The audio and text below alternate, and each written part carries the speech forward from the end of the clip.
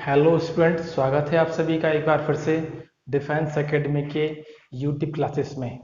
तो मैंने आपको हिंदी में वर्णों के बारे में अच्छे से बता दिया है, जिसमें मैंने आपको स्वर एवं व्यंजन दोनों के बारे में ही बता दिया है। फिर भी कुछ महत्वपूर्ण जो तथ्य हैं वो छूट गए हैं, इसमें कुछ रह गए जो कि परीक्षा की दृष्टि से बहुत ही ज़्यादा आवश्यक होते हैं, महत्वपूर्ण होते हैं, जो परीक्षाओं में हर बार रिपीट होते हैं। ऐसे क्वेश्चंस मैं आपको आज लेकर आया हूं इसमें। तो प्लीज़ आज इस वीडियो को अच्छे से देखिएगा और बहुत अच्छे से इसको समझिएगा। चलिए बच्चों, स्टार्ट करते हैं। जैसा कि आपने बोर्ड पर दिख रहा होगा आपको टॉपिक का नाम कि वर्णमाला से संबंधित महत्वपूर्ण तथ्य। सबसे पहला जो तथ्य होगा इसमें क्या होगा कि लेखन के आधार पर जो वर्णमाला के वर्ण होते हैं वह कितने होते हैं। तो पहला बिंदु क्या होगा, देखो परीक्षा में डायरेक्ट प्रश्न बनते हैं यहाँ से, इसलिए इस बात को नजरअंदाज मत करना कि ये हल्के में चीजें हैं, मुझे आती हैं या फिर मैंने पढ़ रखी हैं। यदि आपने इनको पढ़ रखा है तो फिर भी आप इसको एक बार रिवाइज जरूर कीजिएगा। तो मैंने यहाँ पर लिखा लेखन के आधार पर वर्णों की संख्या। स्टूडेंट्स यहाँ पे समझिए इस बात को कि जब भी हम लेखन के आधार पर बात करते हैं वर्णों की संख्या पर, तो यह संख्या कितनी हो जाती है, 52 हो जाती है। कितनी होती है बच्चों, 52 होती है। और 52 के अंतर्गत कौन कौन सी चीजें आती हैं, तो इसमें मैंने आपको बहुत अच्छे से अभी कुछ पिछली क्लास में बताया था मैंने कि इसमें 13 कौन आते हैं, हमारे स्वर आते हैं, प्लस 25 क्या आते हैं इसमें, स्पर्शी व्यंजन, प्लस यहाँ लिख दे रहा हूं मैं नीचे, वहां पर दिखेगा नहीं आपको। 4 आते हैं आपके अंतःस्थ व्यंजन,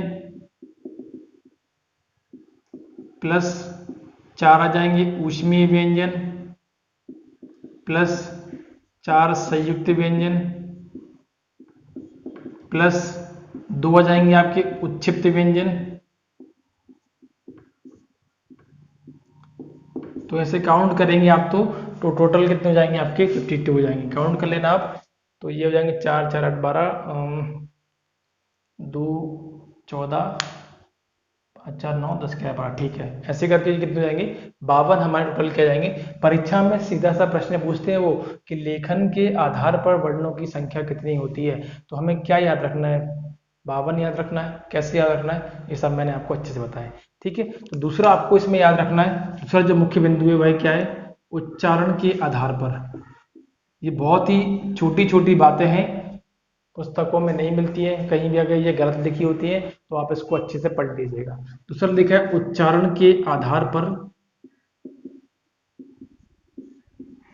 पर वर्णों की संख्या।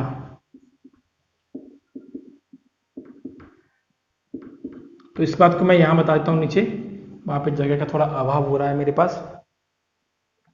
तो उच्चारण के आधार पर जो वर्ण होते हैं वह हमारे टोटल कितने होते हैं, 45 वर्ण। कितने होते हैं दोस्तों, 45 वर्ण होते हैं। कैसे कैसे होते हैं, इन वर्णों के अंतर्गत उच्चारण के आधार पर जो स्वर होते हैं वह कितने होते हैं। मैंने स्वर की क्लास में आपको बताया था वह कितने होते हैं, 10 होते हैं। मैंने बताया था कौन से नहीं होते हैं, तो एक हो जाएगा इसमें अम, आह और रे ऋषि। टोटल कितने होते हैं, 13। 13 में से ये 3 जो होते हैं, ये 3 जो होते हैं उच्चारण के आधार पर जो स्वर होते हैं उनमें इन 3 को काउंट हम नहीं करते, ठीक है। तो उच्चारण के आधार पर स्वर कितने हो गए, 10, प्लस अब किसकी बात करेंगे अपन यहाँ पे, व्यंजन की बात करेंगे। तो व्यंजन जो होते हैं उच्चारण के आधार पर टोटल कितने होते हैं, 35 होते हैं। कितने होते हैं बच्चों इसमें, 35 होते हैं। 35 में भी कौन कौन से आते हैं, अंदर देख लेना। 35 के अंतर्गत मैं बता दूं कौन से 2 नहीं आते हैं। इसमें जो मुख्य रूप से होते हैं 2 जो होते हैं संयुक्त वाले, संयुक्त व्यंजन के जो 4 होते हैं वह इसमें नहीं आते हैं, ठीक है। उच्चारण के आधार पर जो वर्ण होते हैं उनकी संख्या होती है 45। हम जानते हैं कि वर्ण स्वर एवं व्यंजन से मिलकर बना होता है। तो परीक्षा में यदि पूछे कि उच्चारण के आधार पर स्वर कितने होते हैं तो 10 होते हैं। कौन से 3 नहीं होते हैं, ये 3 नहीं होते हैं। यदि प्रश्न पूछे कि उच्चारण के आधार पर व्यंजनों की संख्या कितनी होती है, तो आंसर क्या हो गया 35। कौन से 4 नहीं होते हैं? संयुक्त व्यंजन के जो 4 होते हैं, छ त्र ज्ञ और श्री वाला, वह चारों इसमें नहीं होते हैं। ये बात हमें इसमें मुख्य रूप से याद रखना है। ठीक है, तो उम्मीद करता हूं मैं आपको ये दोनों पॉइंट बहुत अच्छे से समझ में आए होंगे। चलिए अब आगे बढ़ते हैं इसमें और आगे। इसका आप अच्छे से स्क्रीनशॉट ले लीजिएगा, फिर अब मैं अपन आगे बढ़ते हैं।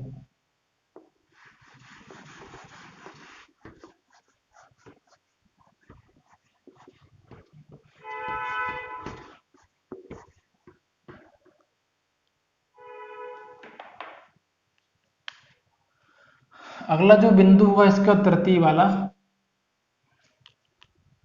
वह क्या होगा? परीक्षा की दृष्टि से, ये बात मैंने आपको पहले ही बताई है, लेकिन फिर से भी देख लो, आपको कोई दिक्कत नहीं, उसमें रिवाइज हो जाएगा आप सभी का। परीक्षा की दृष्टि से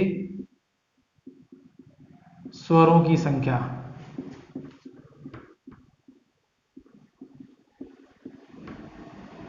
तो परीक्षा की दृष्टि से स्वर होते हैं वह कितने होते हैं? इसमें 11 होते हैं। अगला बिंदु क्या लिखेंगे आप इसमें? सामान्यतः स्वरों की संख्या, तो विद्यार्थियों इसकी संख्या कितनी होती है? टोटल 13 होती है। इसमें कौन से 2 नहीं गिने जाते हैं? तो एक अमंगुर हो जाएगा और एक क्या हो जाएगा? आहा। तो इन दोनों को इसमें क्या होता है? काउंट नहीं किया जाता है। तो ये दोनों बातें आपको अच्छे से याद रखना है। अगला बिंदु यहाँ पे जानेंगे अपन, परंपरागत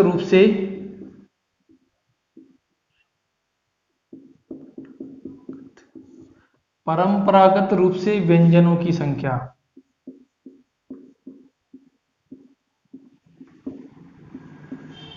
व्यंजनों की संख्या, ये क्वेश्चन कई बार परीक्षा में क्या हुआ है? रिपीट हुआ है। ये वाला क्वेश्चन कई बार परीक्षाओं में पूछा हुआ है कि परंपरागत रूप से जो व्यंजन होते हैं उनकी संख्या टोटल कितनी होती है? तो आंसर क्या लिखेंगे आप? इनकी संख्या होती है 33, अर्थात 33 होती है। कौन कौन से 33 होते हैं? तो इन 33 में 25 अपने क्या आते हैं? स्पर्शी व्यंजन, 4 क्या आते हैं इसमें अपने? अंतःस्थ व्यंजन,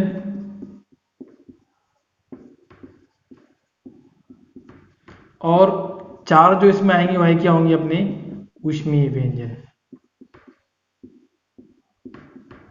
तो इतनी बात अपन को इसमें याद रखना है।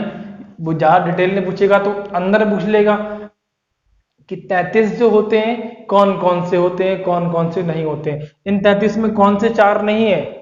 कौन से 4 नहीं है? एक संयुक्त वाले 4 नहीं है, और 2 कौन से नहीं है? उच्छिष्ट वाले 2 नहीं है। ठीक है, तो आपको ये बातें अच्छे से याद रखना है, क्योंकि परीक्षा में ये चीजें डायरेक्ट पूछी जाती हैं। ठीक है, बहुत ये हमारी छोटी सी क्लास रही है। ये वाला सेशन जो रहा है क्लास का छोटा रहा है, लेकिन बहुत ही ज्यादा इंपॉर्टेंट है। आपको ये बातें बहुत अच्छे से याद रखना है, तो आप इसका अच्छे से स्क्रीनशॉट ले लीजिए। तो बच्चों, इस क्लास में आज के लिए हम इतना ही पढ़ेंगे। आगे हम पढ़ेंगे नेक्स्ट क्लास में वर्णों के बारे में। ठीक है, तो उम्मीद करता हूँ आपको ये अच्छे से समझ में आया होगा। Thank you for watching. Thank you बच्चों, थैंक यू एवरीवन।